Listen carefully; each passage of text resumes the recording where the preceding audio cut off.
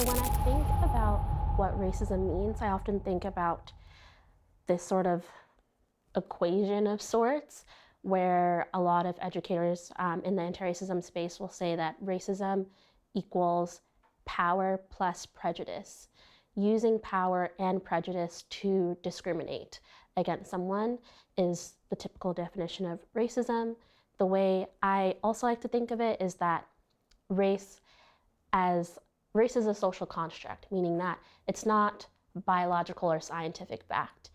In fact, as someone who is in the sciences, is a community health educator, a lot of pseudoscience and exploitation went into legitimizing race. So race is not real, but it is legitimized by pseudoscience and white supremacy.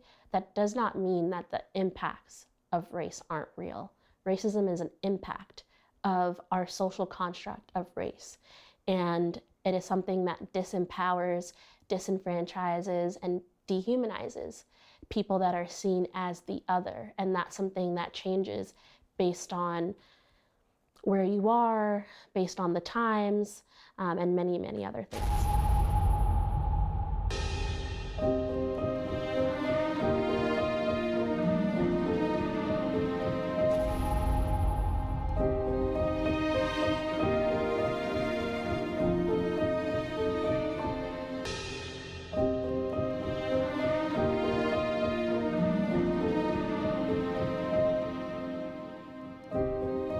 Saskatchewan, a land of endless horizons and vibrant cultural tapestry.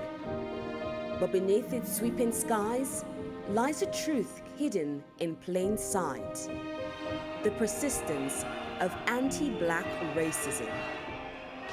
It's a truth whispered in the margins, etched into the lives of many. Guided by the voices of those who have lived it, we confront this difficult truth: a story of pain, exclusion, discrimination, resilience, and an unyielding fight for justice by Black people in Saskatchewan. Samuel Uko's story is one of the most haunting reminders of this reality. In 2020, the 20-year-old international student from Uganda was found dead in Wascana Lake. Before his life was tragically cut short, Samuel was racially profiled, turned away by a healthcare system meant to protect him, and targeted by those meant to serve and safeguard. His cries for help was ignored, and his case unresolved. A piercing symbol of the systemic failures that Black people in Saskatchewan face every day.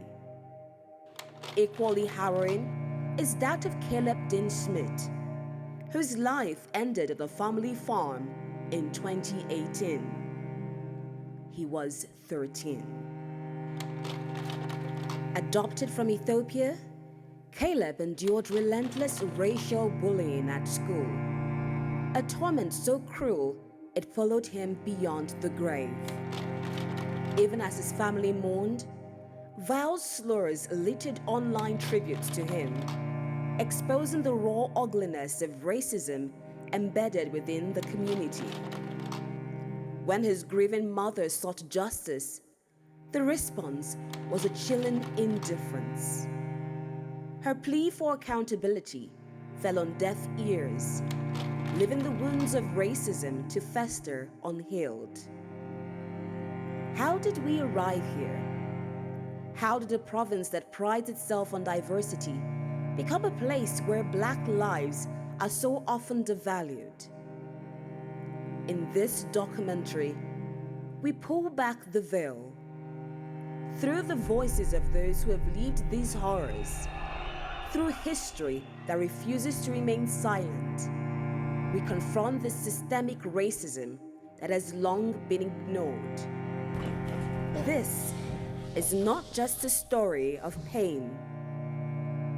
It is a call for change.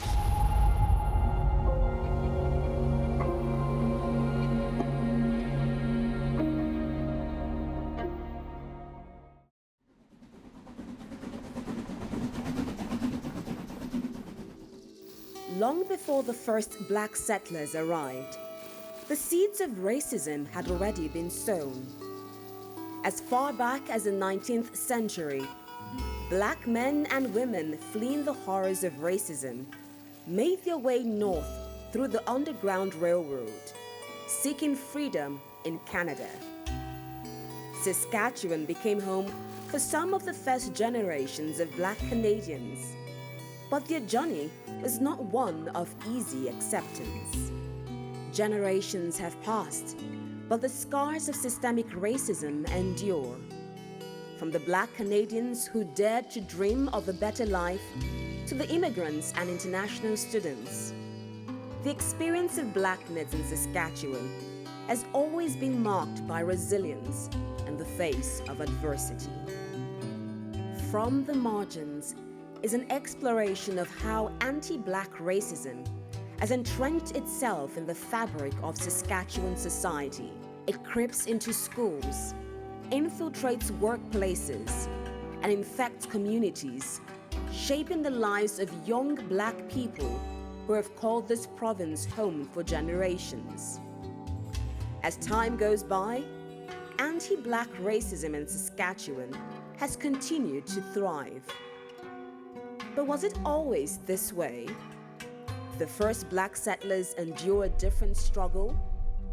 Or are today's injustices echoes of a past that has never truly faded?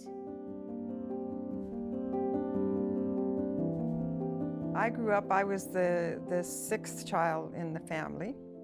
And by then, the five before me, if there was any racism, whatever, they probably had taken care of it. And especially even my dad's siblings, because they were out there in 1911.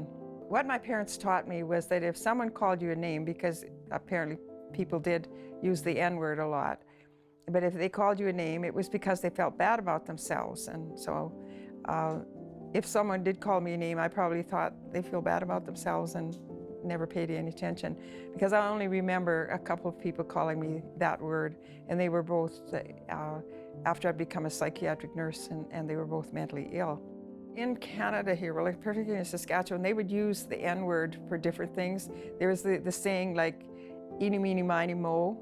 What we learned was you say catch a tiger by the toe, but they would say the N-word by the toe. And you kind of just laugh at people, because to us it was ignorant.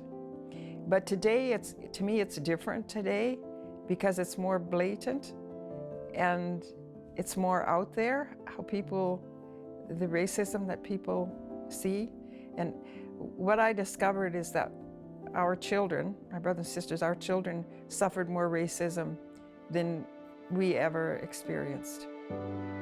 For many newcomers, the sting of racial discrimination is immediate, a jarring blow upon arrival. For others, it creeps in slowly, eroding the excitement of a fresh start. Each one a painful testament to the challenges faced by Black people.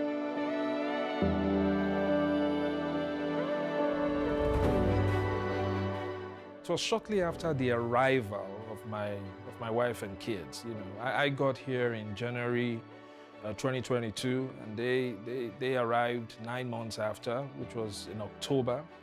My wife and I wanted to, you know, cool off after work at Cornwall, and so she entered. I was trying to do something outside, I can't remember, but she entered, and then she sat at this very popular place. You know, when you get into Cornwall, there's this place on the right. It's not a bench, but you can actually sit there and relax for some time. And then you actually find some of the First Nation people sitting there as well. So we sat there, and after about 10 minutes, they left. And then I came in. As I was coming in, I was on the phone. I was actually speaking to my mom. And then there was this old woman. You know, you could say that she's actually a settler, you know, from what I saw. You know, a settler Canadian. And then as I was speaking to my mom, I mean, I was approaching my wife. My wife was seated beside her. And then she said, I mean, she just fumed. She said, why are you guys always on the phone? You're always on the phone 24 hours. You don't have anything better to do. you black monkey. I mean, I looked back. I wanted to be sure that she wasn't talking to me or talking to me. She said, you are the one I'm talking to. I mean, you don't need to look back. You are the person I am talking to. So for God's sake, stop holding the phone. And then I told my mom, look, mommy, let me call you back. I need to deal with something. And I said, what have I done to you? He said, no, this is what you guys have been doing. You're always coming here, making phone calls. What is wrong with you? And you know, deep within me, I knew that there was something else. It wasn't really about that racism, but it was part of it. It was much later that I understood that she was actually having mental problems, but I just didn't bother. But then, as I said before then, my wife asked me to calm down. I said, I'm not doing anything to her. I'm just asking her questions. Why? You know, she was really insulting me. Oh, she's your wife? Oh, you know, birds of the feathers. And that was when I had to take action. I looked at her in the face. I said, well, you see, you are being disrespectful and you are actually insulting my wife and I. I don't know why you are doing this, but you know, I'm going to teach you a lesson. And you know, I made her realize that when next you actually see a black person, you won't do this to the person, but just one moment. I met with the security, the security guy, you know, he's white, okay? And then I told him what was happening. And then he now, you know, what he asked me even made me a little annoyed because I was wondering, I'm trying to report a case to you, you're asking me how it particularly happened. But then, because I really needed him to take action, I said, well, I was just making a phone call and I was approaching my wife, and this woman lashed out at me. And then as I moved closer to her, you know, my wife was telling me to, all right, Tunde, I think you need to be careful here. I mean, I haven't done anything. I just want to understand why she's doing what she's doing, because I'm not going to take it lightly. You know, apparently the guy followed me. And then he met the woman. He said, madam. And you know, as I wanted to sit down, you know, she actually shot herself in the leg when I wanted to sit down. Then she said, don't sit near me. And then the guy said, madam, I'm asking you a question. And again, why shouldn't he sit beside you? He said, then, you know, she looked at the security guy, and then she said, why are you insulting me? Why are you questioning? You should be questioning this black monkey. And then, you know, that was where I began to fume. I was becoming angry. And then my wife, you know, she just tapped me on the lap and said, Tunde, just be careful. Just calm down. Someone else is, you know, handling this. I mean, that's the reason why you went to call him. And then I just calmed down. He said, no, you have no right to talk to these people this way. They are just coming here like anybody else. And then the next thing I heard, she said, why don't you shut up? He said, why are you asking me? That she was actually talking to the security. Why don't you shut up? You shouldn't be doing this. You should be on my side. He said, no, I'm not going to be on your side because this guy came to report you. You shouldn't be lashing out on him like this. And then she said, all right, fine. What do you want to do about it? This is not what you should be doing. You should be asking he and his wife to get up and get out of the place. He said, now I need to take action against you, madam. You shouldn't be doing this. I need you to leave this place peacefully. Otherwise, I'm going to call the cops. And, you know, she looked at the security guy and said, you're out of your mind. I said, all right, fine. You're not going to go. I'm going to call the cops. Already, there was an Indian guy, another security person, who watched what was going on. He was already boisterous. He was so angry. And before his colleague told him to call the cops, he was already calling the cops. But the long and short of the matter is that when they walked her out, I couldn't get over the fact that I was being maltreated. My wife and I were maltreated. I mean, I just didn't, I understood that, you know, some of these people could behave this way, but I didn't understand why she had to lash out on me that way. I mean, it was painful, really. Are you going to tell me that I don't have the liberty to make a call? Are you going to tell me that I don't have the liberty to do what I want to do in a free country? You know, it really pained me. I was pained. After I graduated from the U of R, I did get the internship with another, but my experience with the government of Saskatchewan, after graduation because I interned at the government of Saskatchewan. That was the internship. So I worked for the Ministry of Immigration and Career Training. I started 6 months after graduating. They were so for me it was exciting because the program, it conditions you to think that you have to get a job with the government and with the government of Saskatchewan in order to be successful, right? So a lot of the students that I graduated with, we had that tunnel vision that, of success. Success being getting a job with government, any government. So, so for me, I got my job, and it was exciting, and I was so pleased and so thrilled with myself. And my first day on the job, my supervisor filled my drawer and my cabinets with garbage. So the counter was empty.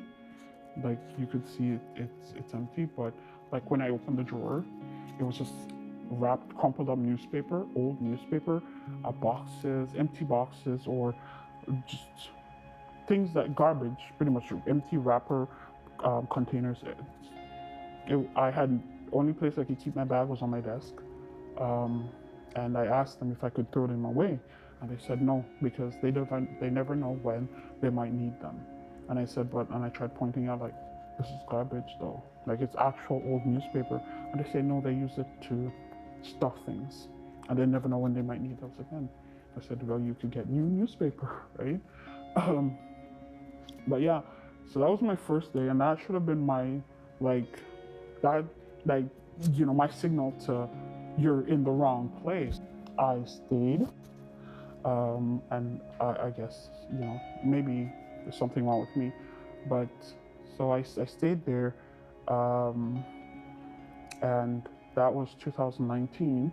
In 2020, the COVID hit, and that was a very difficult time because right before COVID hit, I put in my application for permanent residence with to the federal government, right? And that was a process that would take 4 months, like 4 months to a maximum of 6 months. And I remember just waiting. I thought it would be done and over with, but thankful to COVID, everything got delayed. And I had to wait and stick it out on my job. I was asked to work overtime without pay. I was forced to. I was told that this is what my director wanted, is that I was supposed to come in an hour to half an hour early before my shift, just so that there's someone there to man the phones. And I asked, will I be paid for this? And I was told no. But because I had my application in, and it's just that I worked for the government and I was there, that, I know from my country where I'm from, it's illegal. It's actually considered slavery, like, because you're working and no pay. That is the definition of slavery, and that's illegal. So I talked to my union delegate, and she said, well, if your managers or if the director says that you're supposed to, then you just have to. So I said, okay. Well, clearly there would be no help from the union, so I just kept doing that. Another thing coming down the line is I had an elevator accident. So I was in the elevator with someone, and the elevator just stopped right at the 10th and 9th floor, right in the middle, and just opened. So like I could see the 10th floor, and I could also see the 9th floor, and then it closed and just plummets, like just drops and then stops. And I was stuck there for like a couple minutes, maybe 10 minutes, almost 10 minutes or so. And then I was pressing the button to call for help, myself and the elderly lady that was there, but she worked in the building too. We're pressing, nothing, nothing would work, and then pressing the call button, and eventually all the lights came back on, and it took us back up to the 10th floor, and I mean, I jumped out, and the lady, she was there, she was wobbling, but I eventually, the door was closing, so I pushed my hand, grabbed it, and then I grabbed her out because she looked disoriented, like, because it was a frightening ordeal, right? So my fight or flight kicked in, so I just reached in and I grabbed her out. She's a white lady. I grabbed her out, and she's like, "Oh my God, what just happened?" And I'm like, "I don't know what happened either." I was just like, we're both frightened and we're shaken. And I saw one of the directors come out, and he said to me, like, what happened? Because we were both there, and we were both frazzled. And I told him what happened, that the elevator, the accident, and he said we were supposed to do an incident report.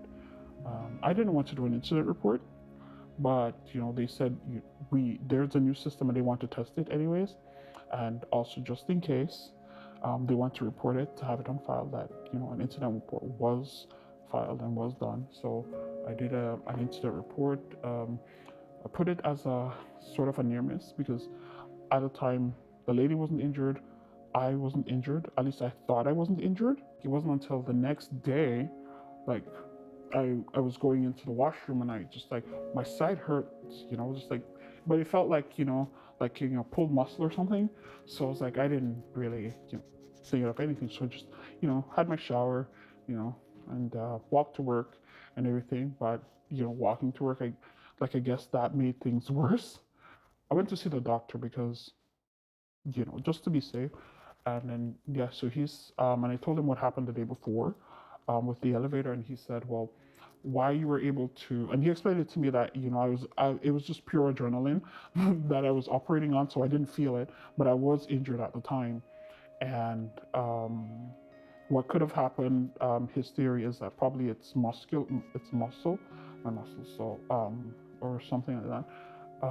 But he said, to give it some time, and to send me up for maybe, I think, some tests, but we hadn't thought about workers' comp or anything like that.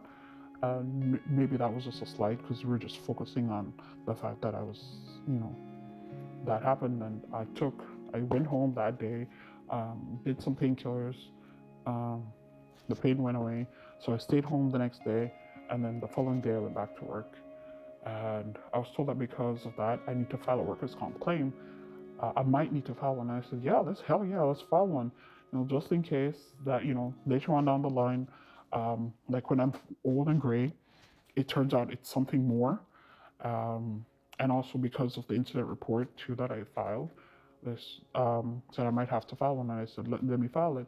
But then my supervisor said, if you file it, then the government's premium is going to go up and the executive director isn't going to like it. So I said, well, I mean, but 10, 20 years from now, if it turns out it's something bigger, if he doesn't like it, I'm still going to be stuck with, like paying, for all of this stuff, versus if I, have it on proof now that it is caused by this, then, cover myself, right? So I did, and I filed the workers' comp claim, and it turns out the executive director did not like that I filed a claim, and this girl called Kia from the Workers' Compensation Board, she calls me like sometime later, and she's just screaming at me like, "Oh, you didn't go to see your doctor when this happened. You're lying, and you're trying to steal money from us." And she's just like being really nasty on the phone. And I said, "Excuse me, what is happening here?"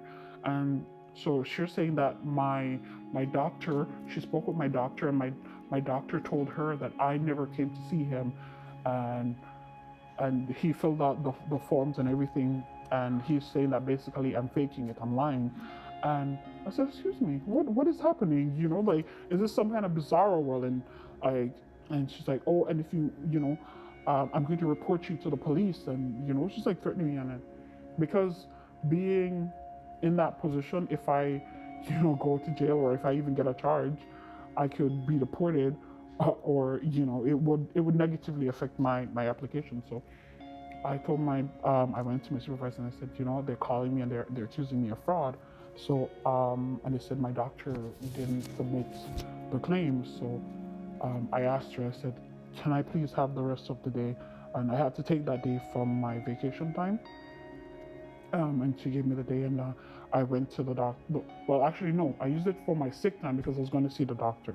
So we took more out of my sick hours. And I went to see my doctor, and my doctor said, no, the Workers' Compensation Board did not contact them. He's never spoken with anyone, neither over the phone nor via email.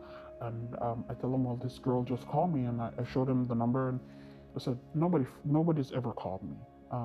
I said, well, I don't know what's happening. Maybe they mixed up my file or something. And so as I was talking to him, the email came in. I heard it myself. Like I heard it go boom, like when you get a mail. And then he checked it and he said, no, they just sent me an email with the claim form for me to submit. And so, and he showed me, he said, come and look. And then I went to look, and sure as heck, it had just come in. And I said, well, why are they doing this? Like, why call me at work? Why yell at me and, like, treat me like this? And for the life of me, even to now, like, I still cannot understand why, like, threatening somebody like that. And, especially knowing that I'm an immigrant, right? Like, I could be deported.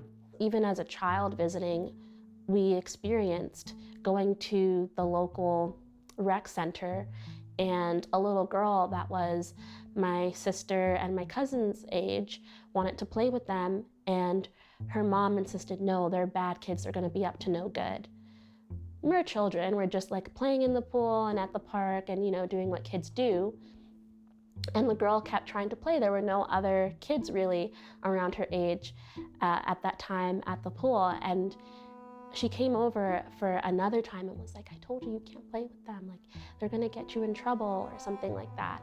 And I have always been okay being outspoken and being a little bit of a troublemaker. So I just said to her, do you have a problem because we're Black? And she just got so red.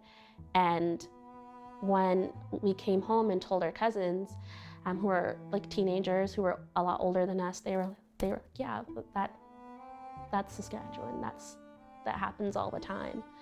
But I think because I had that experience when I was young, when I moved here, I was very aware of maybe like the ignorance to anti-Blackness that exists for some people here. And that's just because we just don't have that large of a Black population in Saskatchewan. A lot of people, especially when I first moved here and when my family first moved here, some of the Black people that they were meeting were the first Black people they'd ever seen in real life. I remember my family telling me about how sometimes when they were out, people would just come over to them and like reach out to touch them or touch their hair because they were just in awe. And it felt like being an animal in a zoo. In some ways, I can't really, if that's your first experience, I can understand, but it still doesn't forego the damage and the othering that it creates. So I had that experience when I was young, and then when I moved here, sometimes I dress like more androgynous as a queer person. I really like to play with like street style and like different clothing, and I noticed when I would be walking downtown in maybe like a more street style-esque outfit, people would start like clutching their purses. And again, I don't have trouble in being a bit of a troublemaker, so I would just be like, that purse is old and it's not designer. You have nothing to worry about from me. I am not, no one wants to steal that from you. And I would just call people out because honestly, like if you're going to be racist, I'm going to call you out. And I have no problem with that. And so I picked up on those things pretty quickly, especially because of the way I grew up and where I grew up. And so, yeah, it never really sat right with me that people say that like, oh, racism in Canada is polite. I don't think that racism can ever be polite. I think that racism is dehumanizing and disempowering. And so thus it's always violent. Racism is violence. Racism is damaging and harmful. After university, when I was working, right before lockdown in the pandemic, I was walking home from work, and this man just assumed that I stole from him, and he said, oh, people like you, they're always stealing, you're up to no good, and all these other things. He was just being aggressively racist, but me being who I am, I challenged him. I wasn't going to back down or let him, sort of manhandle me or anything like that. And he quickly noticed that I wasn't just letting him be aggressive and went his own way. But it created a lot of anxiety for me. It was distressing. And luckily I didn't have to go anywhere because of the pandemic, but I'm someone who loves to walk, loves to be outside, and it didn't feel safe to really be in my neighborhood as much. So I think in that way, that's how racism affected my mental health. And I would say even those instances are pretty minor to a lot of the people that I've spoken to in the community. One of the most recent situations was when I was shopping with my daughter in the mall. Our mall is very, very empty. It tends not to be very crowded. And I walked into the store, I was looking around, and you could just feel someone nearby. And I look up and it's a worker, and he just kept going, and I would switch sides and he would follow me again. And I feel like the store was mostly empty, but I also feel like I was the only one who was being followed. I didn't see somebody else with 2 feet beside them with this guy coming up behind them. And he was close enough where you could just feel him approach each time. It wasn't stealth. It was pretty obvious what he was doing. And it makes you uncomfortable and a little bit paranoid. Like, what's going on? What did I do? And those are the types of things that I don't want to ever internalize, because I have internalized them in the past, in the sense where I used to just go into stores and feel like I had to prove that I wasn't stealing something. Like if I reached into my purse, that I would reach in to let them see that I'm pulling out my phone, or put my purse somewhere where someone could see me, but that's unnecessary. So this type of behavior has those lasting effects. And that's why I want people to be aware of what biases exist in Saskatchewan, so that someone else isn't following. And because there's not many stores here, that means also that since I don't want to patronize this store, I have to go to Saskatoon or go somewhere else where I do feel comfortable. It's just not a good feeling. So initially, I had a positive encounter with this teacher because she had taught my brothers and seemed friendly and all whatnot. And then things took a turn when I had my hair out in an afro for volleyball practice, and she had referred to my hair as nigger hair. And it's actually kind of crazy because a lot of the coaches have said that she blatantly says the N-word anytime she feels like it. That was one experience. Second was when we were at a volleyball game, 7 a.m. 4 girls were eating a banana and I was one of them. She walks up to me and she taps me on my shoulder and says, "Hey, my little monkey." Immediately, one of the players was just kind of like, "You can't say that. That's not okay." And she looks at me and says, she knows I mean no harm with it, whatnot. And I'm like, I don't know. I don't know what you mean at all, actually. That's 2. Third one, good God. We were at school and I was with a couple of my friends. We're walking down a hallway, and this was an incident with her and another teacher. And a friend of mine who I went to elementary school with just started saying, "What does the N-word mean? What does the N-word mean? She's not black, she's not white, she's East Asian, yeah." And just keep saying it over and over again. And it's not like she's saying, "What does the N-word mean?" She's saying, what does nigger mean? And all my friends around me are making a fuss about it. We're just telling her, like, shut up. Like, you shouldn't be saying that. This catches the attentions of the teachers. They come out into the hallway and they're just kind of like dissolving the situation, asking her what happened, what she's saying, letting her know that what she's saying is not okay. It's disrespectful and it's a derogatory term and it's not okay to be used. This is when this teacher turned to me and said, there's only a few times where it should ever be said, like when it's in a novel, and I'm like, I don't think you can say that, even if it's in a novel. I did have multiple conversations with other English teachers, and they would always say that they skip over the word.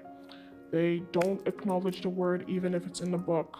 And if they know that they're gonna read a book that has that word, they let people know not to say it, and they let them know the meaning as it is derogatory. The next incident that I had with this teacher was the most recent and I guess the most prominent one. It's 2 days after my birthday. I just came back from a doctor's appointment. In the library, I got told by this teacher to go into her classroom in third period to talk to her about something really urgent.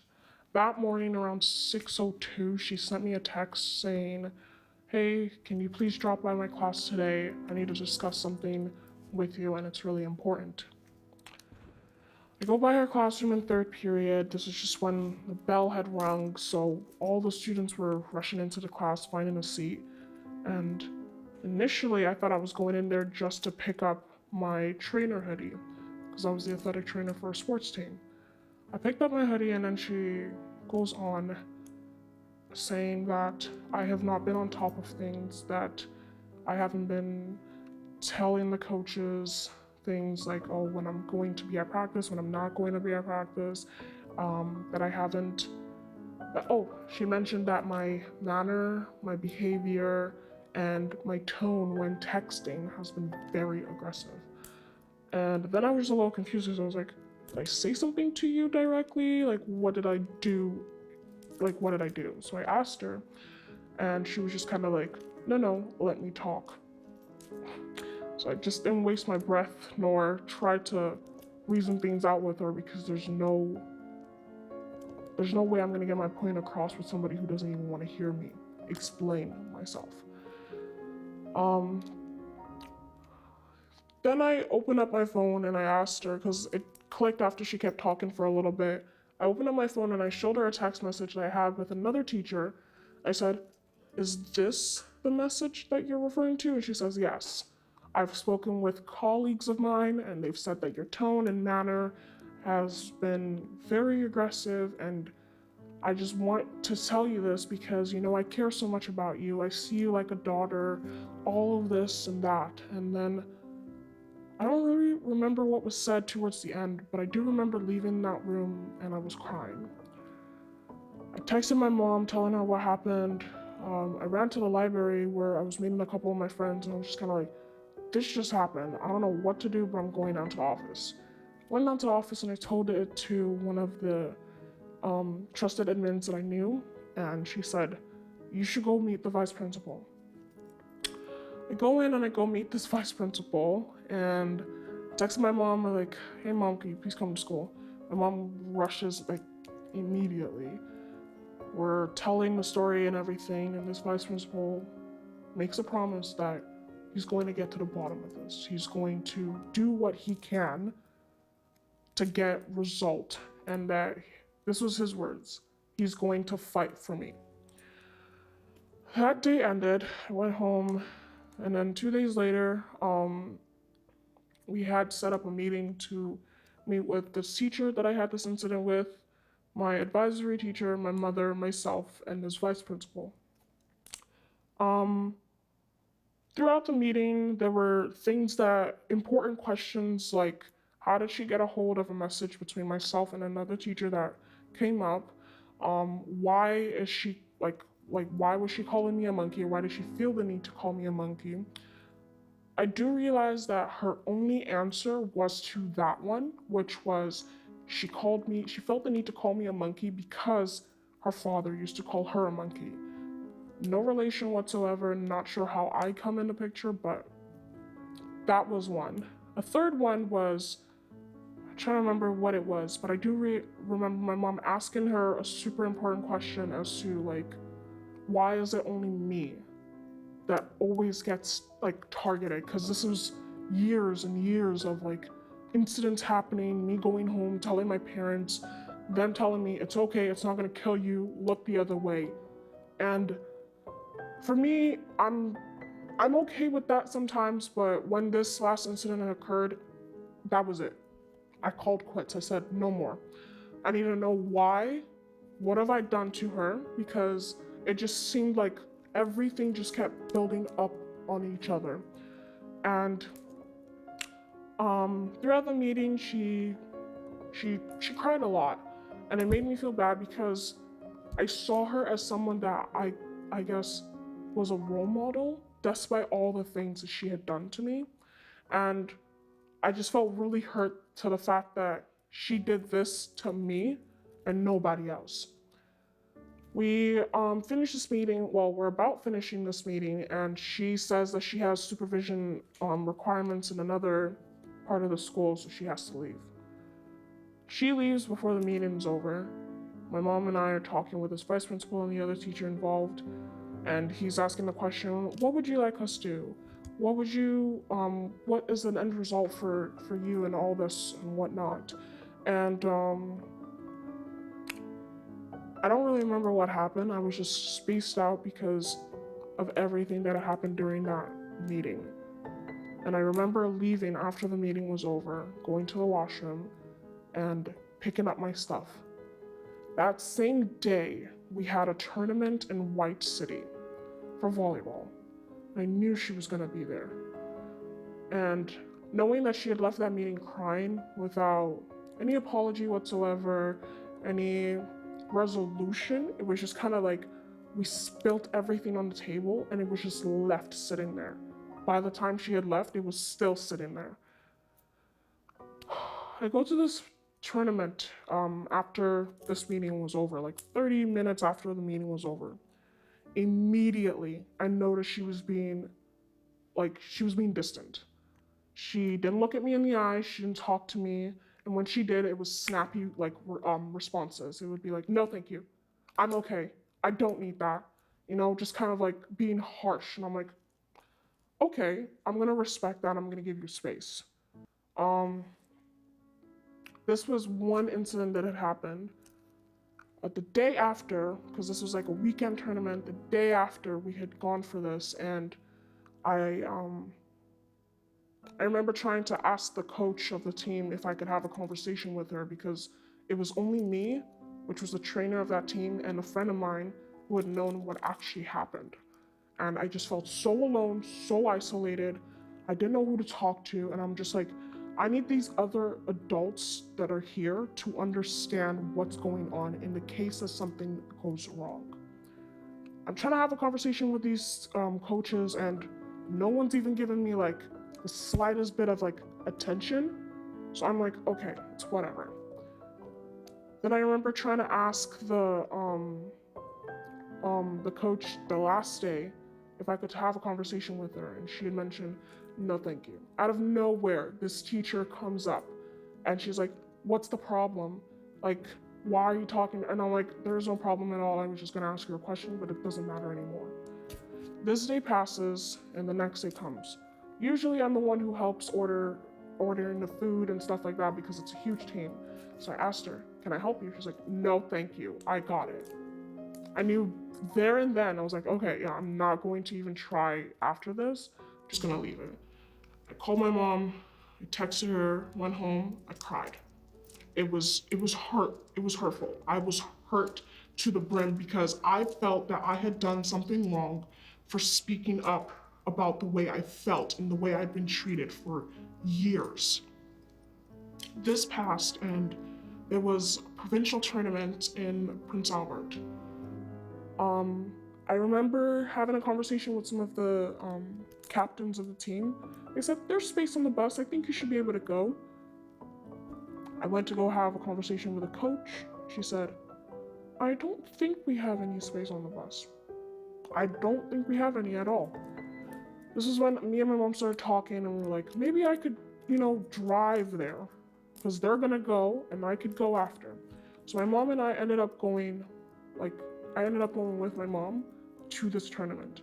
I showed up and it was almost like the entire team didn't even expect me. I remember after the tournament, I went up to this teacher to ask her for a hug because every other student was getting a hug.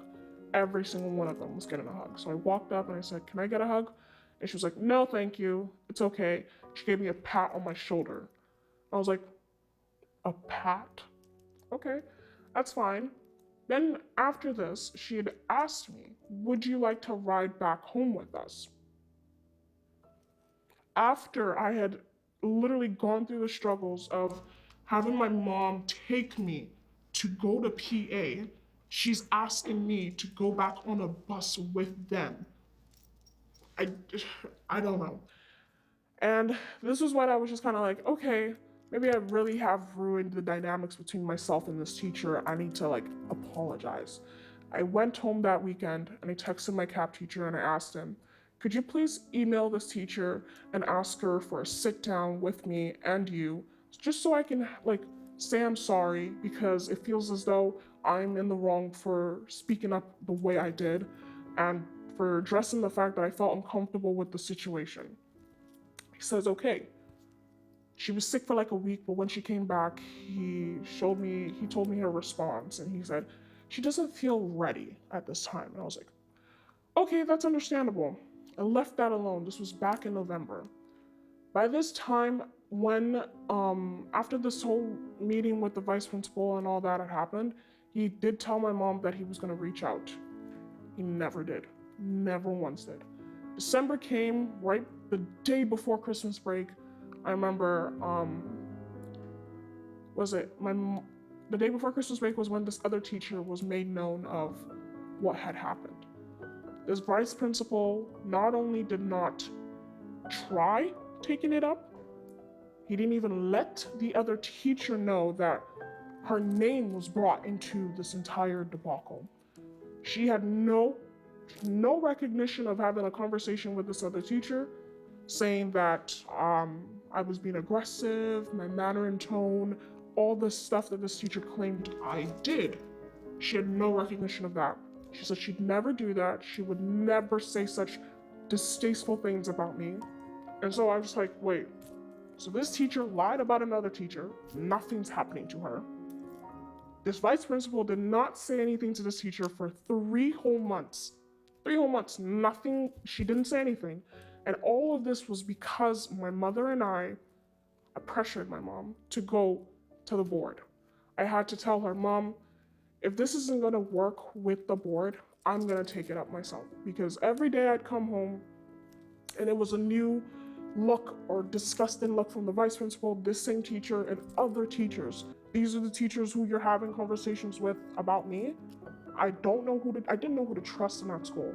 I didn't once ever try crying in the presence of them to show them I was weak whatsoever.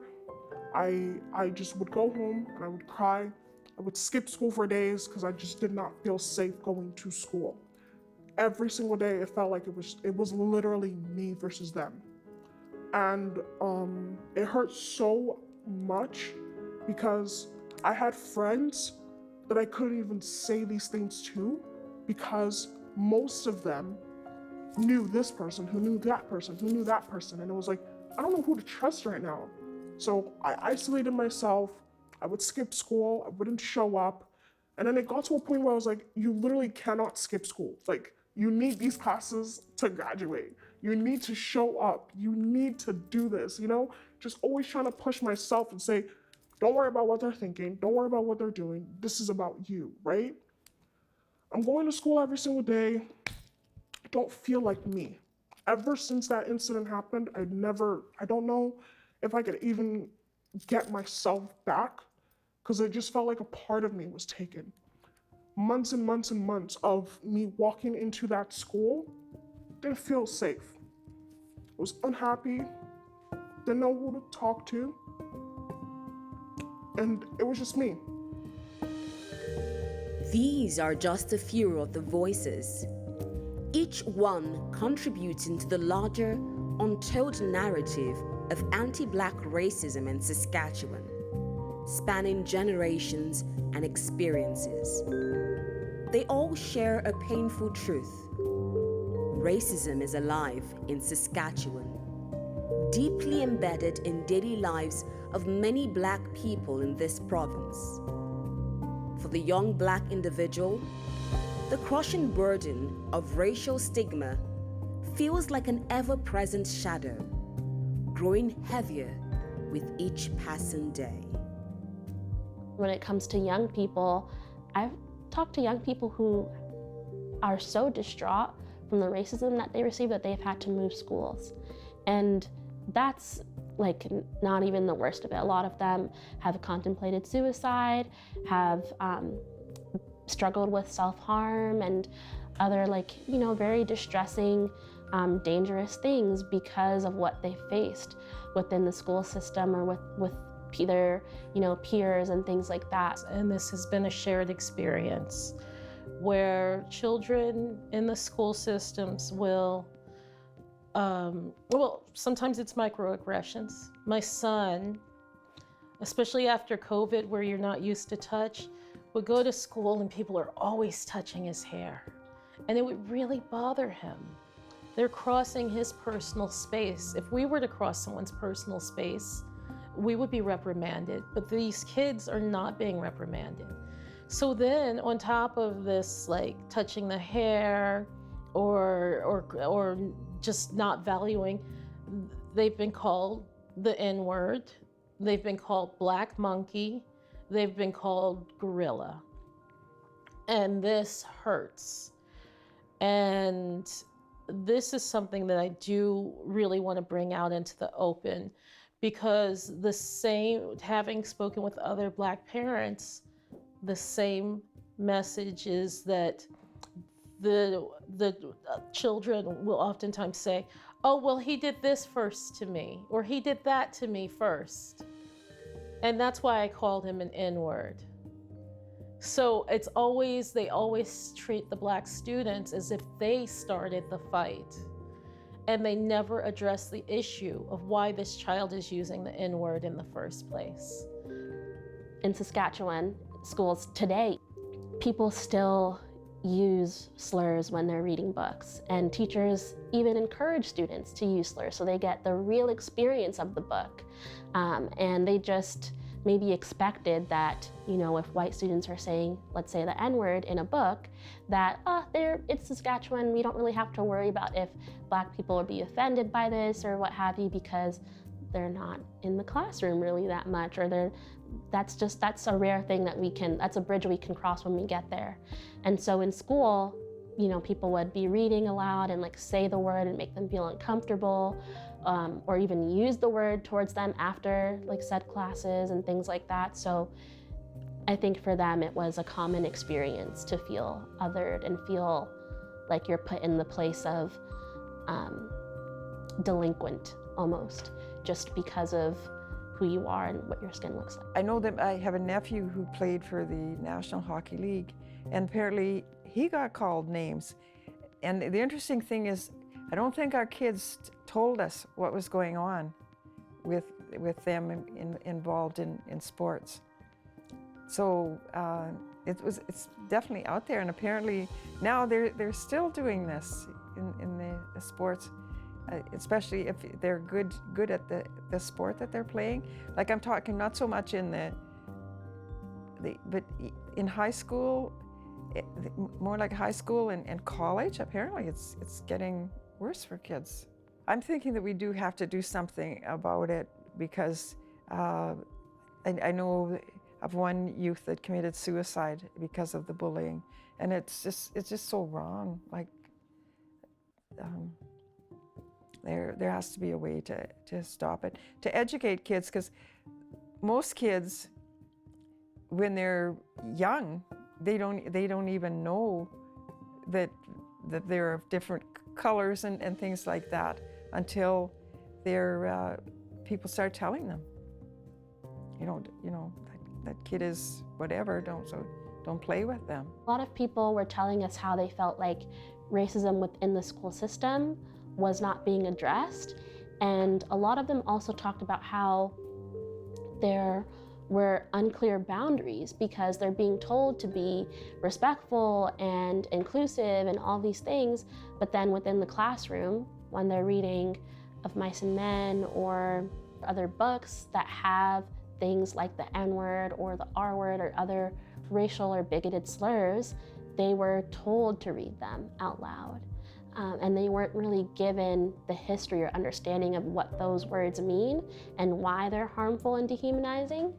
And I even, at our first protest in June of 2020, one of the young ladies that spoke who helped organize, she's Sudanese Canadian, and she talked about how in her school, when kids would, this one kid in particular would say the N-word to her, she took it to the teacher said, well, that's more of a principal issue. And when she went to the principal said, oh, well, you know boys, they like to tease if they like you. He probably has a crush on you. And to me, as a sexual health educator, anytime we tell a young person that people show love by hurting and harming you, that is setting them up for a lot of normalizing of unhealthy relationships. Actually, this is why I'm doing this interview, because I do want to make a difference and I do want that to change. And I want other Black parents, I want to do a call to action from anybody who sees this to, if you don't want to go to anybody, document it so that when you are comfortable, you have the times, you have the dates, because this affects our children's self-esteem. And there's a lot of work that we end up putting into our kids at home so that they feel proud of themselves and feel good about themselves without adding that layer.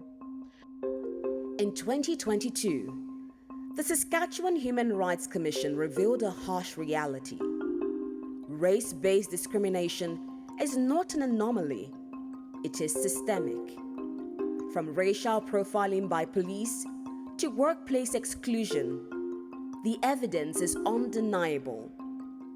This injustice extends beyond long-established Black communities, but also to the growing number of Black immigrants and international students, Indigenous peoples, and people of color. As more new immigrants arrive in Saskatchewan, anti-Black racism seems to rise. The pressing question on everyone's lips is why? The late 50s and the 60s, people started coming from the West Indies. And then in the late 60s and the 70s, people started coming from Africa. So as soon as there were more people, it just seemed then that people who are not of African descent get concerned about, because a lot of people that came were quite educated. And I think people then become concerned about are they going to lose their jobs. This idea, especially when it comes to immigration, is that we come with our hands open, asking and taking from Canadians. And that is the biggest lie ever. I want other Canadians to know what we give, what we contribute, and what we risk. We bring education, we bring new businesses, we bring our families. We also lose a lot. I think sometimes if they had a better understanding of what we've lost to be here, maybe they might value what we bring. And if people were to experience those same losses, it would be a different story. For a province where the language of multiculturalism, diversity, equity, and inclusion is loudly advocated for and celebrated, one must ponder, has this eloquent discourse become a polished mask, hiding the entrenched roots of systemic racism, while allowing society to turn a blind eye to its persistent existence? in some of the events that I've organized, for example, we tend to do, one of the events was the elimination of racial discrimination. And I partnered with several community groups to organize this event. Some of the people I work with, we tend to do this every year. And in partnering with the agencies, I was happy that I had these partnerships because they did bring people from the table and they represented the Black and Indigenous communities. However, in regards to activities for that day, outside of organizing speakers, they wanted to focus more on diversity, which I think diversity is a great issue to focus on. However, it doesn't address the issue of racism. I'm a fan of anti-racism, which means that I'm not a big fan of multiculturalism. Multiculturalism isn't anti-racism. To me, it represents a lot of empty promises. How do you legislate multiculturalism? How do you entrench that in policy? That's very difficult because multiculturalism is about tolerance. It's about acknowledging and accepting, sort of, all of the various cultures that make Canada the society that it is. It doesn't acknowledge that racism exists, right? And well, the way I think of it is, if we think of multiculturalism as tolerance, if I was to say to a friend, oh, can I come with you to a party with these people I've never met before? And my friend said, oh yeah, come on over, they'll tolerate you. I probably wouldn't want to go to that party. I probably wouldn't want to be with that group of people, because tolerating tolerating is not the same as being anti-racist, and it's not the same as being affirming. It's not the same as equity or justice or liberation. And so although multiculturalism seems to have those benefits of weaving various cultures together and into the fabric of what it means to be Canadian, I think that it's a bit misguided in some ways. In my experience with elders who are, 50, 60 plus within anti-racism spaces, they often talk about how when they started being more outspoken and bold about equity and anti-racism and naming racism in Canada, that suddenly there was this build towards emphasizing multiculturalism. So it almost feels like a way to diminish more radical or liberatory movements in that space with this idea of multiculturalism. In a world where voices are often silenced, the shadows of racism loom large. For many, the fear of speaking up is a daily reality, a silent struggle that goes unnoticed. It's not something that we talk about unless it's maybe between ourselves as a community, but also a lot of us feel like, well, a lot of us have worked really hard to be here. A lot of us have paid a lot of money to immigrate here. And so we also have that feeling of gratefulness too, which maybe makes us not want to talk about these things as openly. And also as a newcomer to ask for help, because we feel like we're airing the dirty laundry of our country, of our new country. But it needs to be aired so that people can make a change. We all make positive contributions in Canada. I think, at least with the people that I speak to, that we're all starting to realize how draining this is and how important it is to have community. And that's something that I struggle with. I don't want to put all the things that I talked about struggling with on someone else. I think sometimes that I'm maybe more equipped to deal with things, but I think it's also important to share those tasks, share those burdens, and let the community help us carry them. So I think we're all, at least the people that I speak to, we're all doing the work of finding community and finding people that do similar things and connecting with them and building those connections so that when we are ready to go back we have people behind us that we can speak to, that can support us in the things that we're doing, who can defend us and protect us as well. I'm a very good believer of some of the principles of, Gayatri Spivak, who I believe many of us know so well. I mean, she wrote an essay about 3 decades ago. It's titled, "Can the Subaltern Speak?" Now, she was in that essay, she was making reference to women who were actually going through a lot in India, whose husbands had died, and then they didn't have anyone to actually speak for them in terms of, okay, what are their rights now that their husbands have died? What will they do? And how will they survive? It's a society where we have the same problem as we have in Nigeria. But most of the time, some of them don't talk. Some of them speak out. Usually, it's not about whether most of them talk, okay? But the question is, are they heard? You understand? It's about whether they are heard or not. Of course, some of them will talk. But in this case, it's the other way around. That's why sometimes I still feel that, whether or not they talk, whether or not they are heard, they are two different things. Can the subaltern speak? In this case, we are the subaltern. Some of us cannot speak. Again, it is our fault when we don't speak. Because you are assaulted. You harbor that assault because of what you want to gain.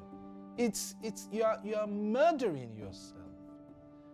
You are murdering yourself because you are not indicting the society or part of that society that wants to torture you or that has tortured you, and you stay silent. You are condoning it. In fact, you are promoting it when you don't talk. So believe me, I see no reason why nobody should talk. It doesn't make sense to me when you say, no, I need to get my degree, I need to become a citizen, so I don't want anybody to indict me, or I don't want anybody to do this, which is what most Africans would do, African students would do. It doesn't make any logical sense at all. From the Margins is not just a call for racial justice. It's a call for a reimagined Saskatchewan, where diversity is more than a slogan, and inclusion is more than a performance. It's a vision of a future where all people, regardless of race, can thrive, grow, and belong.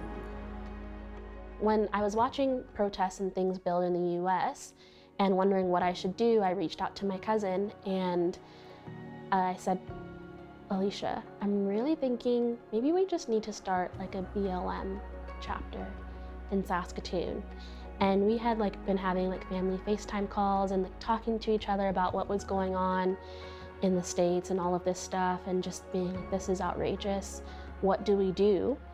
And I was like, we could arrange a protest, but I think it's more important to create something for our community here. And so she said to me, yeah, let's do it. To move forward, we must first face the painful truths of our past and our present.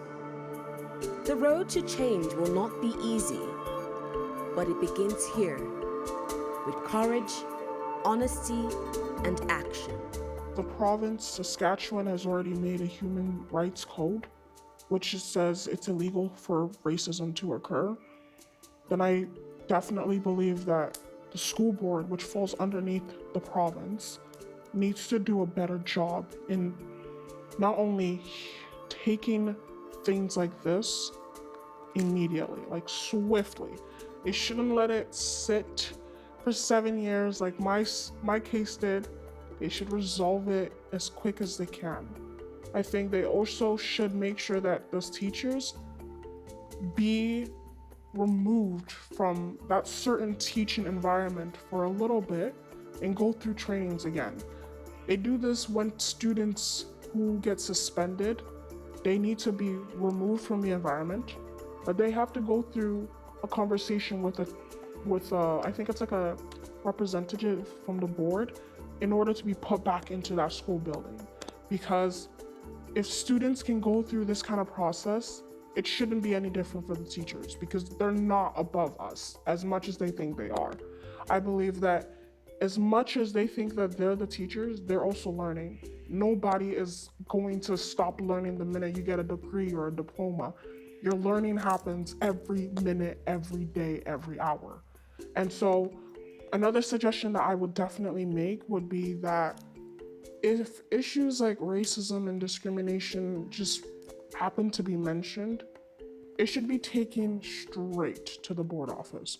There should be another representative there other than just the administration office and the board.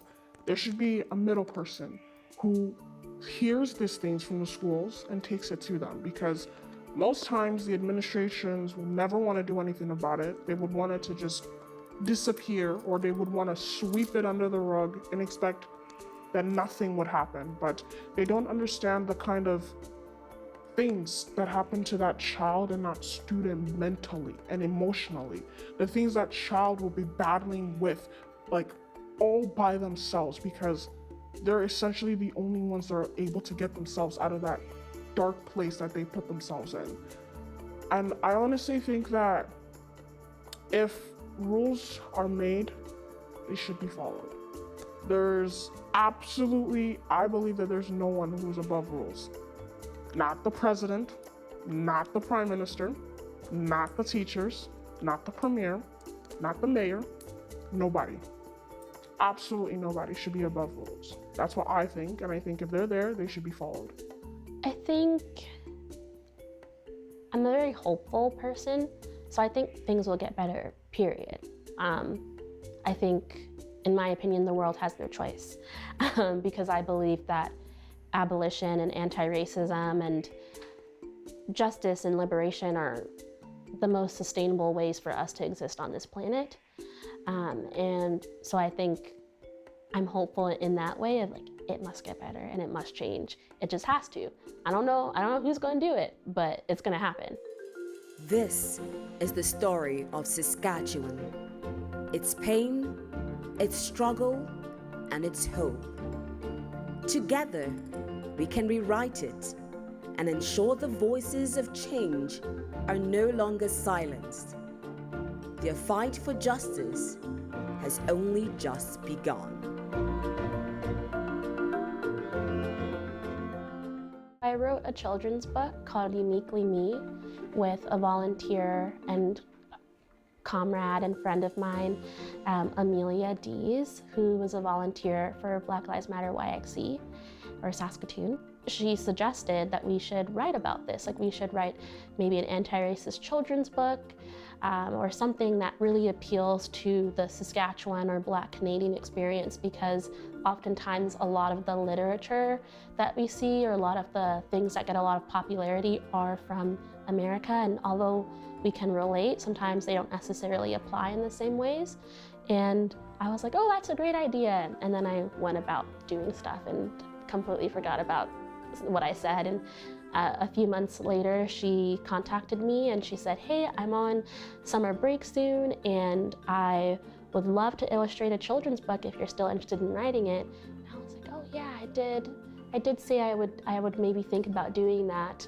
And so over like a few months, I started thinking about what I would want to write. And the thing that really stood out to me, because of my experience talking to young people, and even like at work, when I go to a presentation, especially with youth, with my hair out, with my afro out, or any sort of like Black hairstyles, I always get kids asking questions, or kids saying like, oh, I wish I could wear my hair like that, I just don't know how, or I don't have the confidence yet.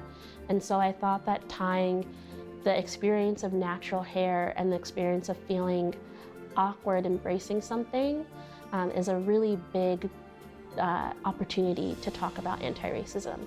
So I wrote a book about what it feels like to feel different or out of place because of things that are completely out of your control, because of who you are. And so I wrote a story about a little girl who wants to wear her hair out, wants to embrace her melanin, but the images that she sees, the people that are popular and trending, they don't necessarily look like her. And it's a conversation between her and her mom, talking her through what it means to embrace being Black and be proud of that, and all the things that make us us, not just the struggle, but the joy and resilience and strive for liberation within our community.